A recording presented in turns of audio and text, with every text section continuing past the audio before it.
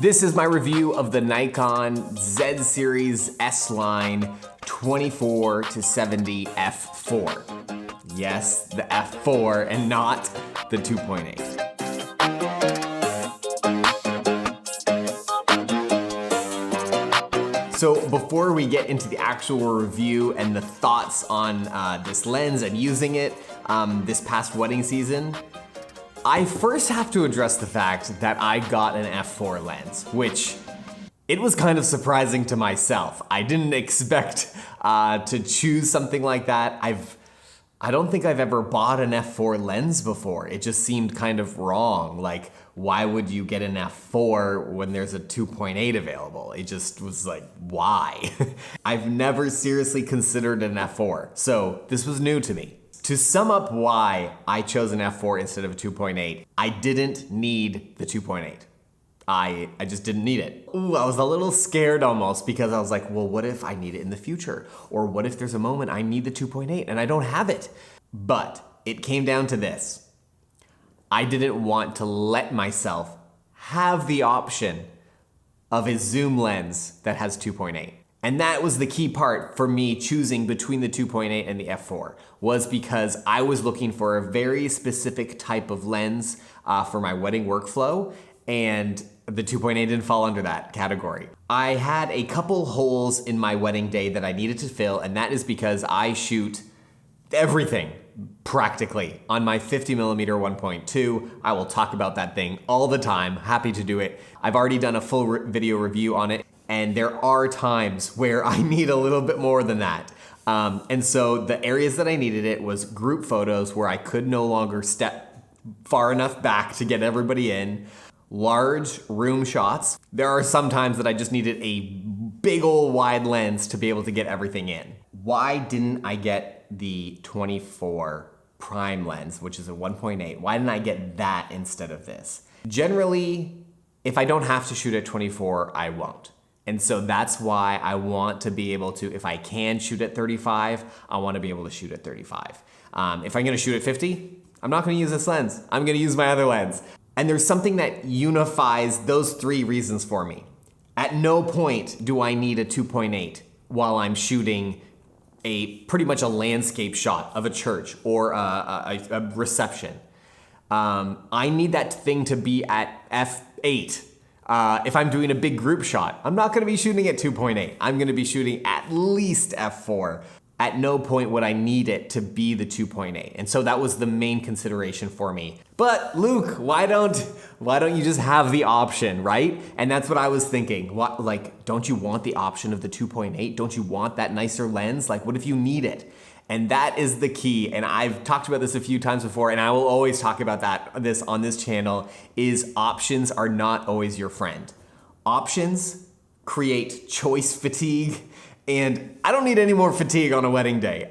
There's a lot of things going on, and I think the last thing that you want is to have all of these options that you have to think through before you make the choice. For me, I have one lens that I know that I'm going to use for a certain thing, and that's it. I don't reinvent the wheel every time when I'm in the moment of like, oh, what should I be doing? What should I be doing? No, I don't think about that at all. I already have the lenses that I know that I'm gonna use for specific needs and specific times, and I don't tire myself out with having to figure out or zoom in and out, figuring out. Even when I use a zoom lens like this, I specifically go and actually set the focal length that I want to shoot at, and then I shoot it like that. I don't just like keep changing things all the time, because I find when you do that, you get tired because you're making all these choices when you should be really focusing on what's happening in front of you and the moment, being in the moment.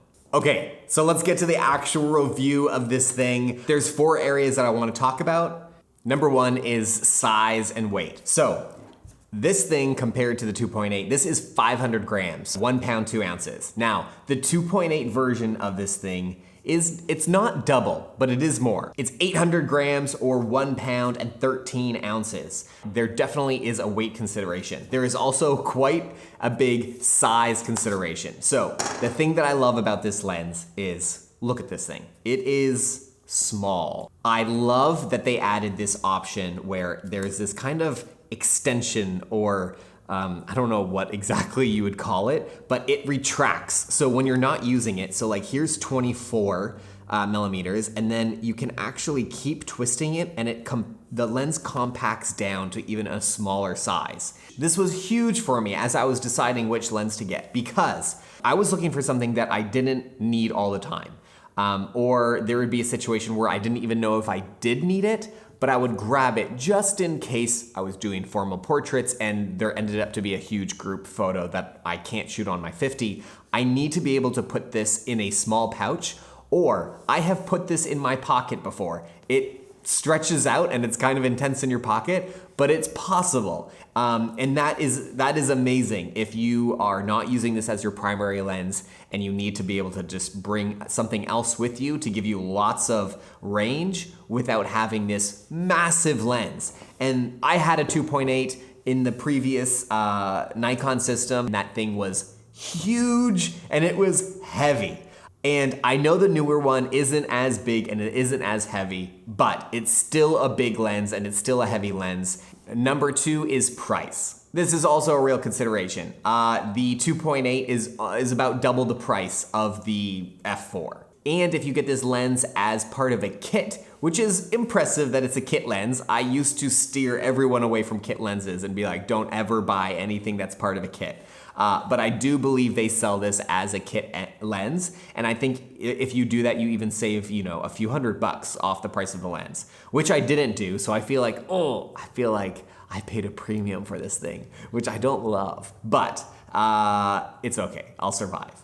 And as I was thinking about that, I thought is it really necessary for just the possibility of maybe needing a 2.8 to spend the extra $1,300 or extra $1,000 on it in order to have that? As I started putting these multiple factors together, it started to weigh quite heavily in the f4 and not in the 2.8. Did I want to spend that extra money, or did I want to put that money somewhere else? Number 3 is the quality. So I spent my time on the YouTubes looking around at people's reviews on this thing and comparing it to the 2.8 and looking at, all those reviews with the very detailed photos of the, the lines and the close-up of the bug and the bike and all of that stuff. And I just came to the conclusion that I didn't see much of a difference between the two.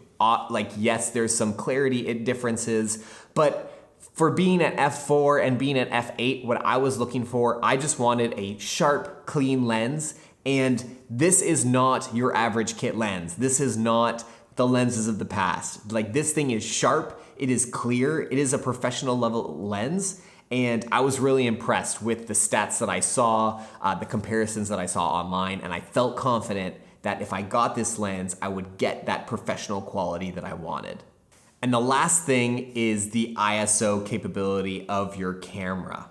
So this is what pushed me over the edge into getting this lens. I didn't get this lens right away when we first switched to the mirrorless system. And what I realized as I was shooting with this new Nikon Z6 II, I realized I can shoot this thing at 8,000 ISO. I can shoot this thing at 10,000 ISO and still have usable images. And that started to make the 2.8 argument very undesirable. There was gonna be less and less areas that I really needed to have that 2.8 if I was talking about just low light issues. And so I felt pretty confident that the f4 combined with this new mirrorless body system and the great ISO and low light capabilities, that I felt confident that I wasn't going to be running into scenarios where this thing was too slow to shoot in. And so putting all those things together, that is why I decided to go with the f4 version of this lens. And to finish off, before we finish this video, I just want to show you a couple photos. This is exactly what I was kind of talking about. Times where there's not a lot of room and I need that full wide shot and my 50mm is not going to do it. In this case, this was a backyard reception. The house, I was right up against the house. Even with the 24-70, I didn't have lots of room. So this is a scenario where I really needed something that was 24. Something like this where it was same actual wedding that we were shooting. It was very close quarters and I was doing cocktail hour coverage, and I need to be able to have a 24. I can't shoot it at the 50mm that I normally would. Here's a good example of a really low light situation where in the past I may have been a little bit worried about shooting at f4 if I didn't have a tripod or something like that. And here's a scenario where I didn't have a lot of time to shoot this reception and I didn't have time to pull out my tripod, so I had to hand hold everything. But because I was able to crank up that ISO, I could still shoot this at like f8 or f10 or something, pull up the ISO and hand hold it, and I still came away with some great images. Okay, and then 2 more images. This one is also a very tight scenario where we were doing a tea ceremony and I was just like, I need more space. And I had the lens in my pocket. I had it right on me, so I just switched it out and grabbed this shot. And then, like I was talking about earlier, like there's times when I just need that grand shot of the church or the venue or the location. Having something that's as wide as a 24, then I can actually use it for this. I hope this was helpful for you if you are looking at figuring out like, oh, which one do I do? Do I do f4 or 2.8?